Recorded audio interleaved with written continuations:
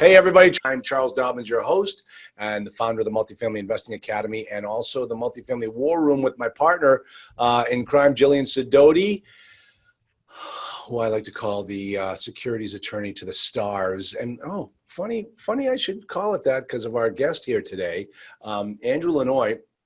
And his company's Four Peaks Capital Partners, and I already got a bunch of questions for Andrew, but we're gonna start totally off topic, totally off real estate topic.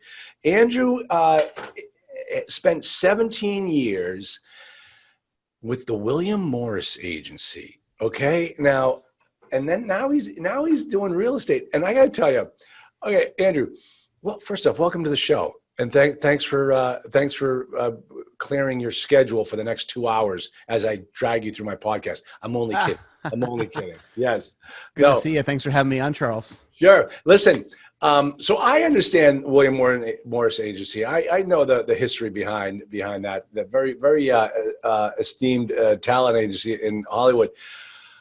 There was a kid I went to college with who became a talent agent at the William Morris Agency. I wonder if you know him.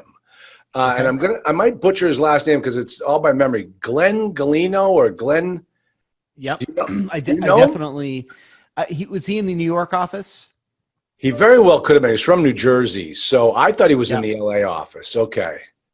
Yeah, I definitely know that name. You know, there was probably 1,000 people in LA with, assistants and floaters and the whole thing. So I definitely know his name, but I want to say he was in New York, but I have to go back and check. That makes sense. Now, okay, so here's the story, and you tell me if this is true. Okay. So he went to law school with the whole intention of being a talent agent, and he goes to the William Morris Agency, and know where he starts? The mailroom. That's exactly right. Yeah. That I could not believe that when I heard that. Yeah. You know names like David Geffen, and there are big names that literally went through the mailroom. That was, there's books written on that mailroom, believe it or not. So it's kind of a big deal. And sadly enough, through COVID, the agencies have laid off like 50% of people. Those. Other than the TV departments, everything, imagine being a concert agent right now, or representing sports, kind of slowly coming back, but those segments were just decimated during COVID. Yeah, I know my son is, he makes his living on Broadway doing production design, and guess who's living in my house right now, and they said 2022, Broadway won't be back until 2022, so. Yeah. So they officially called it on 2021, it sounds like, huh? Yeah, that's what I just learned about a week ago. So yeah. Yep. Yeah. So my wife kind of snuck that in the midst of conversation. I'm like, excuse me, what did you just say? Like another year he has to live here? Dear God. Oh, dear God. So, oh my gosh. But hey, what can you do? Yeah. So first off, how'd you get there? How'd you end up in, and you were out in the LA office? You must have been. Yep. I was there in Los Angeles for 20 years. I've been here in Phoenix for almost 4 years now. And it's kind of a funny story. So in high school, was a musician, played guitar. My friends and I put a band together.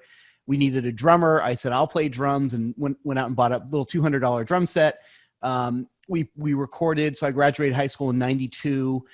We recorded 12 songs as a demo. We won this Rock Wars contest. This is in Portsmouth, New Hampshire.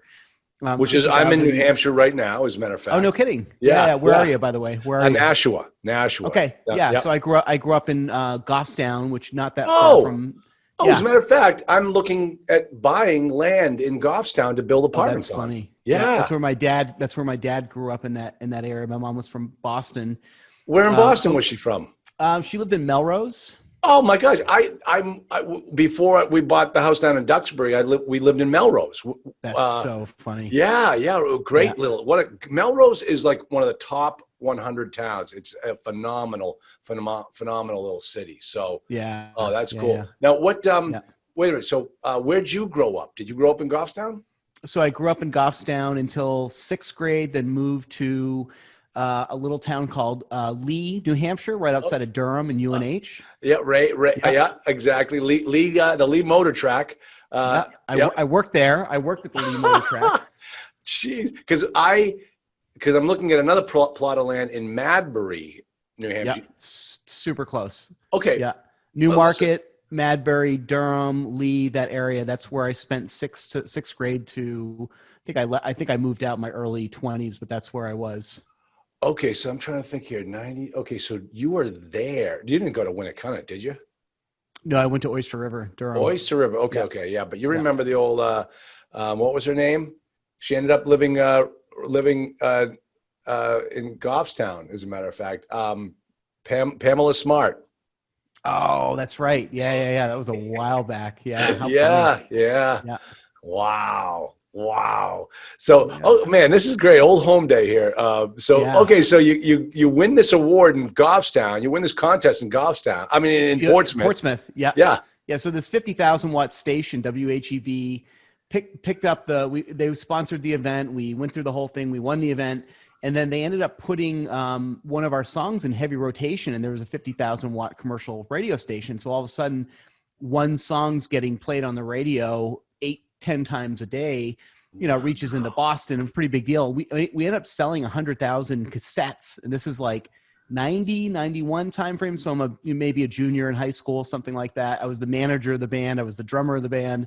So everything went crazy. We were selling out the Portsmouth Music Hall, little 1,100 seat theater every 2 months. We signed a development deal with IRS Records. We had major labels flying in. We were playing in. We played at CBGB's in New York when I was 17 or 18, and they're trying to figure out how to get us into the bars and the clubs, and played all over Boston. And so we signed a development deal with IRS, which was a Copeland owned that label, and it was REM and Concrete Blonde. And long story short, the band just kind of fizzled. Nothing really happened after that. And then I became a touring bass player and played in a few other bands until I was probably early 20s, and kind of toured the country and did that. And I was always the bass player and the tour manager, the drummer and the manager. I always had kind of an admin role in the process. And so I decided I wanted to work in the music business, and met a gal who was from LA, living in New Hampshire, and ended up moving out to Los Angeles when I was probably 22 or 23, something like that. Lived in LA for a couple years, working at little mom and pop, record labels and things like that. Started to play with a band in LA because I kind of got the itch to play bass. That ended up being about 2, 3, 4 months playing with those guys. Started the interview process at William Morris. Had my roommate's brother's sister had a connection there. It was a 6-month interview process. I got hired as an assistant. The band that I was playing with went with the runner-up bass player. Started at William Morris as an assistant, making 3 cents an hour. And a year later, the band that took the other guy ended up releasing their first album, and it was Linkin Park, and it was 670,000 copies the first week or something crazy. Oh my God. As I'm getting staplers thrown at me at William Morris. Oh no. Yeah. Which was good. I mean, I went there to work and not do the band thing, but it was interesting. Oh, that's so cool. Yeah. That's amazing. I had a client that played with the Beach Boys, and I said, really? You play with the Beach Boys? Yeah. I said, but you're not a Beach Boy. He says, no, but I can play any instrument, and I've done this for years, and they just needed me to go to travel with them, and if they needed a bass player, if they need a drummer, I can fill in any spot they want. And I thought, wow, that is so wild. So yeah, man, that's a great story. First of all, I got to ask you the question. Another one of my college roommates was kind of had a big shtick out there in LA for a long time, and I wonder if you know the name Tony Williams. He was the weatherman for Channel 2, the weekend weatherman for 20 years on out there in LA, and tall, lanky, blonde-haired kid.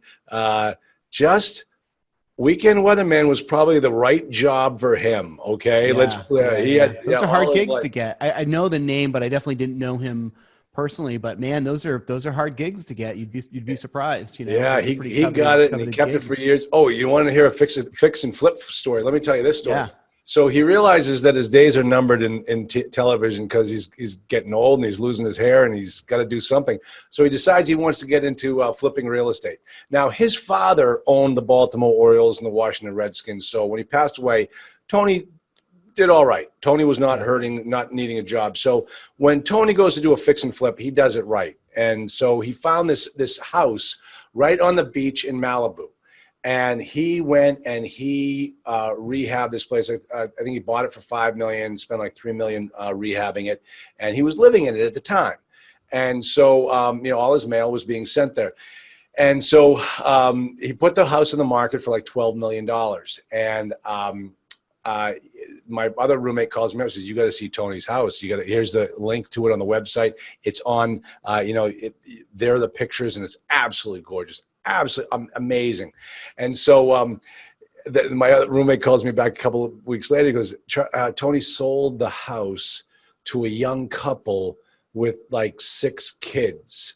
And he said, and this is so true of my roommate, he said, he got the mail delivered, still had some mail being delivered to the house. And so the husband called Tony up and said, "Hey, Tony, do you want to swing by the house and pick up the mail, or do you want me to drop it off to you?" And Tony said, "Oh, no, that's okay, Brad. I'll come by and see you and Angie and the kids." And I said, "Are you telling me he sold the house to Brad and Angelina?" Yeah, sure. And sure enough, the next week on People magazine, Brad and Angie's new house, and there's Tony's house. Yep. Those are. They probably picked it up for a pretty decent price. I'm guessing, right? Like 12 million. Yeah. Oh, that's what it sold for. Yeah. Oh, yeah. Well, that's what. No, he would tell me that. He would tell me the truth. So yeah. But boy, listen. Now I'm looking at your website. I'm trying to get the gist. You seem to be focused now. You left that business, obviously, and now in the real estate business, and you're doing it. You're buying deals. You're making deals happen. But it seems to be with you and your partner Ayala. It seems to be on the mobile home park side. Is that primarily what your focus is on? Yeah, and I'll even back up for a quick second. So Sure. Back in 2008, 2009, when the market crashed, my folks had retired. They actually had lived in outside of Portsmouth. They moved to Fort Myers. They took a beating in the downturn. They lost a big chunk of their retirement portfolio. And here I am at William Morris and making, a big, good chunk of money and 6-figure bonuses and the whole thing. And I'm like, how does that happen? They raised lower middle class, and parents worked really, really hard, and the system really failed them, right? The financial advisors. And I'm like, what a bunch of BS. And that kind of led me down the rabbit hole. I read Rich Dad, Poor Dad. I read books on economics. I read all the real estate investing books that you could read back in 2008, 2009, or actually it was a little prior to that when I started getting into it. And then started buying single family houses in Dallas, Texas. And I said, I need to stop putting money in my 401k and I need to own real estate. And so 2009 started buying single families in Dallas, and that branched out to Memphis and Atlanta. And okay, so let me just make sure we get this timing right. You were post crash 2009. Your timing was right.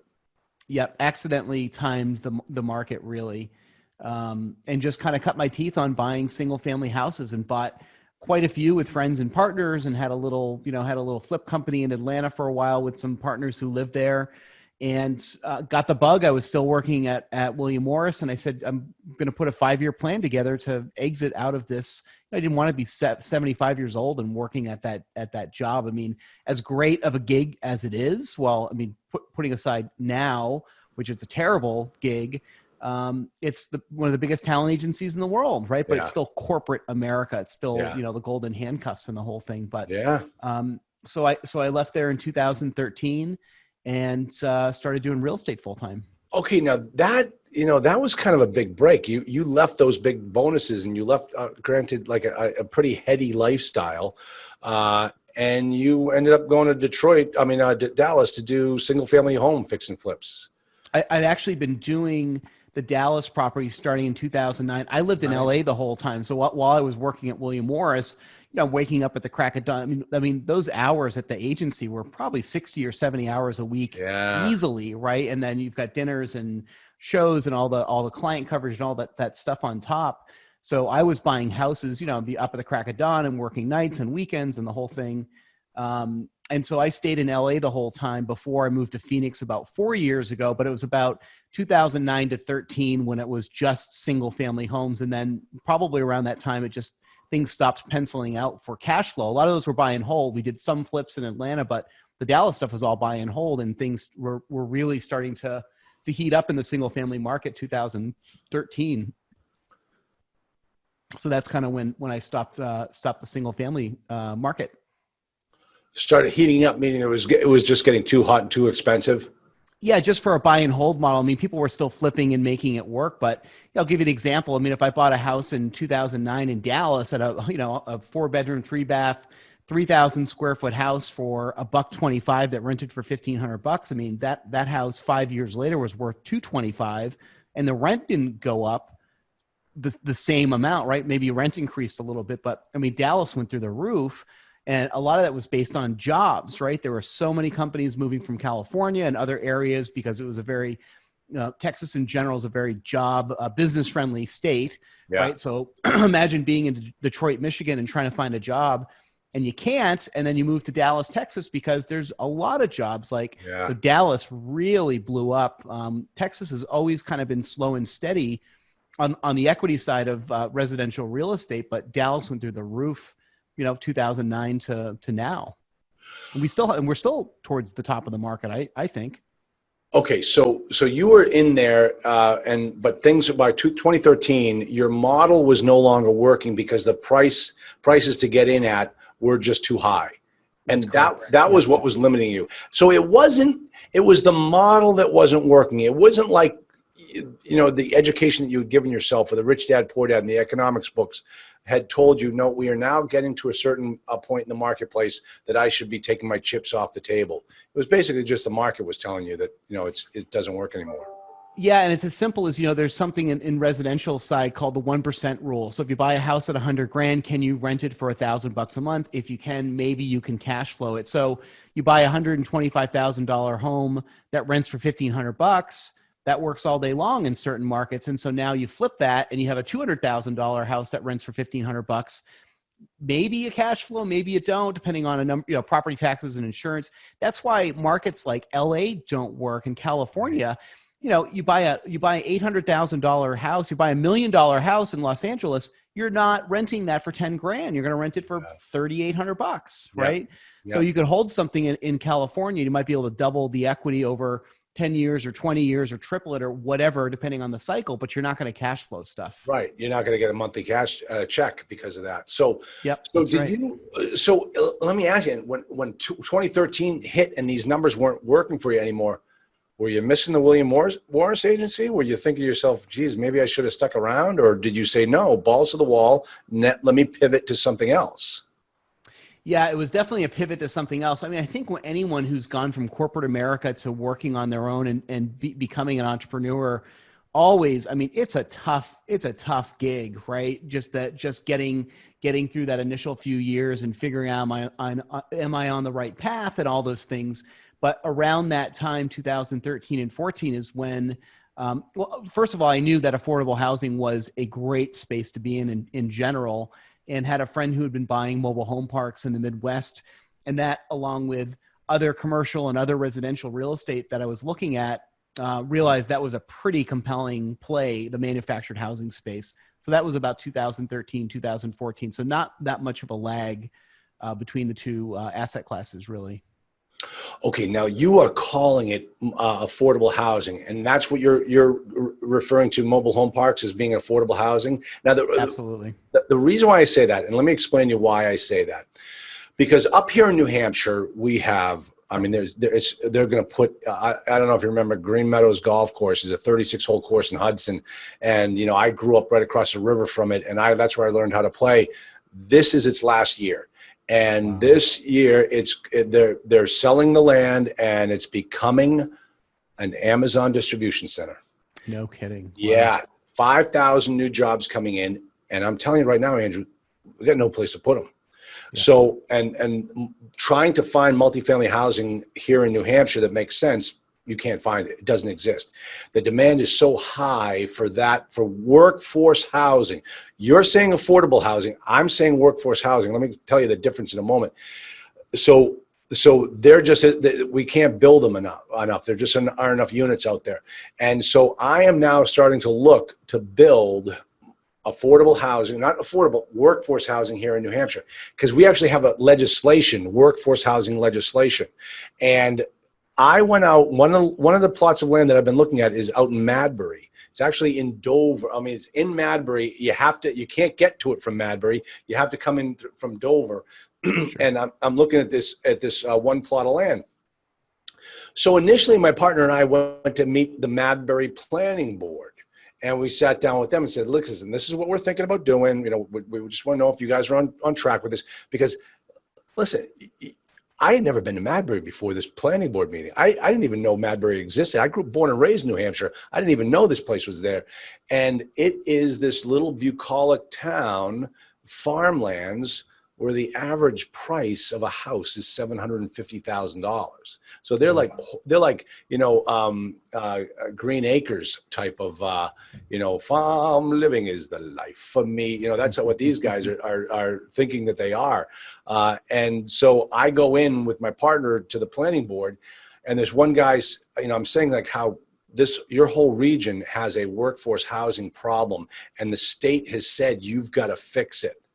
And one of the farmers, the guy actually was a farmer, said, "Well, we don't have that problem. We have enough affordable housing. We have enough workforce housing here in this place. We have a mobile home park."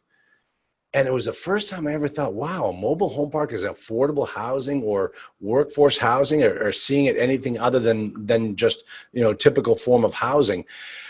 That was the first time I had anybody say to me, mobile home parks are affordable housing. Obviously it's low cost housing, but I don't picture it as being like Section 8 or low income housing tax credit type of properties. I just see it as like just another form of ownership. Sure. Yeah. The big metric out there is 50% of wage earners in the country make less than $31,000 a year. So that's the essential workers, right? That's folks that are working in grocery stores and Targets and Walmarts and Amazon fulfillments. So you're making $31,000. Let's say you're making $28,000 a year. You're taking home $23,000 a year. What does that get you for housing each month? Like, it's not a $1,200 mortgage, right? So affordable housing, I think, means different things. But at the end of the day, in our world, our average lot rent is about $290, and it's another $300 ish to own their own home. So you're talking about $600 for someone to own their own home, right? A 3-bedroom, 2-bath manufactured home. On their little piece of, their little piece of land, it doesn't get much cheaper than that. We're usually less expensive than the same unit size apartment in those markets. Yeah. So how did you get started in mobile home? And because they're not, like we say, they aren't building any more of them, or so it seems. And that is the one type of housing that is the biggest victim of NIMBY. Everybody says, not in my backyard. No, we're not doing mobile home parks. I mean, I live, I'm right here in Nashua. My condo, go down the street. They got mobile home parks galore down the street, and they're beautiful. They've been there for years, and they're beautiful. But those are few and far between. Yeah. And I would guess that workforce housing, maybe the big difference other than whatever a monthly rent would be, is workforce might tend to be shorter stays, right? It's like someone may be there for a year versus they're going to live there for 7 years if they own their own home. Is that correct? Yeah. So the way workforce housing works is it's kind of like, they're for the cops, the firefighters, the nurses. The argument is these people can work in your town, but they can't live in your town. And so they put an income restriction on it. So if I'm building multifamily and I'm looking to rent it, the government sets the cap as to what I can charge for workforce housing. And then if I'm selling it as units, they also have a cap on what I can charge for the units. So that is what we mean by workforce housing. The other thing, and this goes to what you were just saying, is that these properties are not designed to grow with your family. In other words, you're not going to be able to build an addition on the side of this house because you just had another child. Time to find another place. Yeah. And that's how we look at it.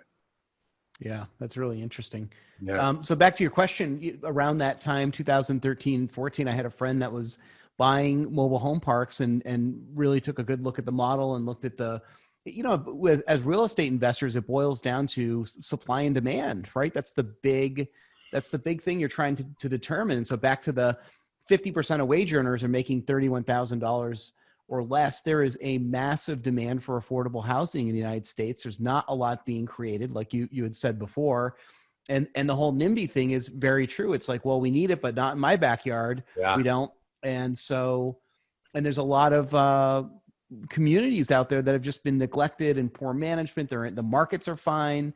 And they've just been let go over the years. Maybe the owners aren't really professional landlords, and maybe they're getting older. Maybe they have health problems, like a number of reasons. But once we really took a good look at that model, it made all the sense in the world, and then dove in and we started buying in, I guess late 2014, maybe something like that. So, and that's kind of been our sole focus since then, has been manufactured housing. Okay. Now here's my issue with manufactured housing. Is it seems like it's a closed universe. Once you figure out what your market is, and you look to see how many multifamily properties are there in that market, and that becomes your closed universe. In mobile home, it's like the whole country it's set. The number of mobile home parks in the country is a flat number. It's not going to increase all that much. And as a matter of fact, some of them are dwindling as they get older. So it's a dwindling marketplace. The other thing too, and this is something I always forget how this works, and you got to explain it to me. Something about certain mobile home parks you do want to own, and then others you don't want to own, and it has to do with like the sewage or the water treatment, or how the plumbing works on the different properties. I don't quite understand how that all works. Or, there was something where somebody was saying, if it's this type of property, we don't even look at it. So we only look at these types of properties. Those are the only ones we're going to buy. Well, I think it boils down to the more problems you can solve as an operator or investor, the more opportunities you're going to have. You could say the same thing about, well, I don't want to buy lower occupancy communities because I don't want to put you have to get licensing. You're selling homes, you're renting homes, you're converting homes. There's a lot of moving pieces. It's not just like an apartment building where, hey, you've got 100 units and you've got 30 that you've got to renovate. I mean, we're selling homes to residents. There's financing involved, and so the more problems you can solve, then the more opportunities there are. And some people, you're absolutely right, say, hey, it's got to be a direct build. Like the residents have to be built directly, city sewer, city water, things like that. But again, if you understand the scope of the project, if you understand what a sewage treatment is and what that costs to maintain, and all the worst case scenarios and best case scenarios, and you're looking at some of those things in we're sitting here in 2020, and real estate's really expensive, right? And so if you're going to limit yourself to only acquiring certain segments, then you're going to have less inventory to choose from. Yeah. Period, right? I mean, where I don't know what single family looks like in New Hampshire right now, but in a lot of markets around the country, including Phoenix, Salt Lake, everywhere, you got a house that's under a jumbo size loan, $510,000. There's 15 offers on it. It's going to sell above market. It's going to sell really fast. So we are not in a real estate correction whatsoever. We're not, I don't even know if we're in a recession technically, but we're in this weird, is it a pandemic? Is it bad information? Is it a black swan? Like, no, I don't really know what it is, but it's a crazy time. And so the more problems you can solve as an investor, it means the more opportunities you're going to have to buy. Okay. First off, I could not agree with you more. Our job, every seller has a problem, and it's our job is to figure out what that problem is and get in there and fix it. And that's where we create our opportunities. That's right. Now, Andrew, let me ask you this, because I really want to hear your perspective on this, and it has to do with where we are in the marketplace. Now, listen, I'm probably younger than your parents a little bit, but the generation that I was born in, they have been through more cycles, more real estate cycles than any other generation. According to the book Big Shifts Ahead, this generation is going to have the fewest number, the least. Our generation will retire with the least amount of equity in the history, per capita. So that's great, makes me feel really good. But we've been through so many of these cycles already. You haven't. You got into this after the last cycle, so you've been riding the wave. Bravo to you. I'm jealous. I'm not telling you you've done anything wrong. You're killing it. I accidentally timed the market, so let's be honest. That's what the last guy said. But listen, my question to you is this: where do you think we are right now? What do you think? Because these things don't always go forever. Something's got to happen. What do you think is going on, and what do you think you should be doing? Well, it's interesting. So I just had a conversation with my good friend, a guy named Ken McElroy, who owns probably about 10,000 A and B class multifamily units. He's a rich dad advisor, good friends with Robert Kiyosaki. He's here in Phoenix, and I've known Ken for probably about 12 years. He thinks that there's a crash coming next year, and it's simply because we're historically low inventory right now. The market's at an all-time high. Interest rates are at an all-time low. Back to the residential real estate, you've got multiple offers on almost everything that's under a jumbo. Some markets over a jumbo, multiple offers, and there's very low inventory. And remember, through COVID, I think the number was 2 or 3 million mortgages, residential mortgages that are 90 days delinquent at this point. Yeah. Okay. So you've got residential inventory at an all-time low. You've got these high delinquencies. You've got commercial that's devastated right now, just decimated. Imagine owning office space in your portfolio right now. Imagine owning retail. Imagine owning all of these. You have like Dodger Stadium, like all of these pieces of real estate that eventually are going to maybe go back to the bank. They're going to get repurposed, and then all of a sudden, and by the way, the courts were backed up prior to this, and then they're probably going to be backed up for another 6 to 12 months or some period of time, chewing through all this existing foreclosures and stuff like that. And there's all of a sudden going to be a tidal wave of properties on the market at some point. Ken thinks it's next year, which is pretty interesting.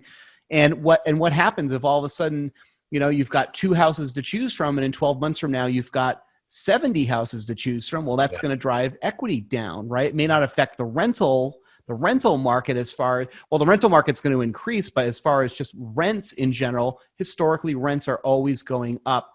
Of course, there's always some cases here and there, but that's the big theory next year is there's going to be a real estate crash simply because there's going to be a tidal wave of new inventory that's going to hit the market. Yeah.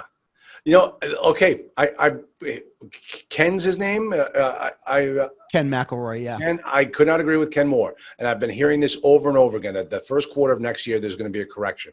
And here's the issue that I'm having and how this differs from what we did back in 2009.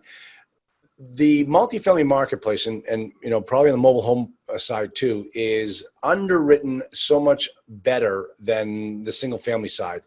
Right now, I mean, I just watched a bidding war go on in my street for a house. The husband passed away. The wife's house is too big. She's selling it. She put it on the market for about 40 grand more than what we thought it was worth. And somebody paid 30 grand more than that because I'm like, okay, hey, I'd like to think that that's an indication of my house's worth. But if I keep holding my house through the next quarter, the first quarter of next year, it'll all be gone. And whatever equity they think exists now, I should sell right now is what I'm saying. But I'm not going to. But if you're going to hold your house for another 10 or 15 years, it's your house is different than an investment, really, right? Yeah. I mean, your house is, I went out and purchased a property here in Phoenix recently. I know that we're at the top of the market, but I was ready to buy something, and interest rates are really low, historically low, probably low for another couple of years. And it was the right thing to do. Now, if I was going to go live somewhere for 2 or 3 years, well, I'd go rent, right? Yeah. So, and trying to time the market is really difficult. But, and also, if you were to go sell your place, well, then what are you going to do then? Exactly. Yeah. You're going to go find something. Stuff's expensive. Unless I had my place down in Kiowa, South Carolina by now, then I'm not going anywhere.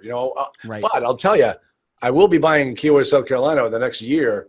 because there'll be a glut of homes down there now, and everybody will be looking to unload them. So that explains why there's a whole list of homes for sale growing every single week down there in South Carolina. So yeah, it's a crazy time. So hey, listen, Andrew, how do I'm looking at your website, and you've got obviously Michael Ayala. Gosh, he sounds really familiar. Like I think I know him from somewhere. He's got a podcast called Investing for Freedom. He's been doing that the last 6 or 7 months, and it has some pretty serious traction. So it could have been through that. Okay, so we can come to your website. It's fourpeakspartners.com, and you've got an investor questionnaire on there, so you can find out if you want to invest with Andrew. You can get online there and sign it up and get more information. Are you guys working on any properties right now? Or you have any deals in the deal flow? Yeah, I mean, generally we're always working on something. I think the biggest thing for us right now, Mike launched his podcast, Investing for Freedom. I launched mine about 4 months ago, called The Impatient Investor. We've been around just really smart educators in this space for years. I've been really submersed in this world for, a good 10, 12 years now. And so deal flow and everything aside, I mean, we really spend a lot of time trying to put out quality content. If someone signs up on the Four Peaks site, they're going to get a weekly blog that we put out that's very topical. It's what's happening now. I mean, we're really not very, we're anti-Wall Street, to simplify it, right? It's all about private investments, alternative investments, and everything that stays away from anything that's correlated to Wall Street. We want to stay away from. So that's been our big focus. So is the name of your podcast, The Impatient Investor, kind of tongue in cheek, a little sarcastic? I don't think it's as sarcastic. I think that we're our own worst enemies sometime, right? Where, whether it's we're looking at too many things, or we're not focused enough, or whatever it is. So it's not really as tongue in cheek as it is really as a resource to help. If someone is gung ho and they love the stock market and that's where they want to put all their money, God bless, right? Yeah, like do your thing. But I've been in a bunch of different residential and commercial real estate for a while now. And again, I'm not a big fan. I don't like putting money into something I have zero control over, like the stock market. That's why I really like alternative investments in general. Awesome. Andrew Lanoie and Charles Dobbins. Two cases in point of why New Hampshire is just continues to produce great minds. And Andrew, it's so good to have you on my show. You're a good kid. I can't wait to see how well you do. And I want to have you back after the first quarter of next year so we can talk about what the next steps are. That sounds great. Sounds great. And thanks for having me on, Charles. And Andrew, you can go tell that guy in the behind you to get to work now, because it's probably done. So he's focused. Take care, Andrew. Good to talk with you. Okay, thanks. Bye-bye.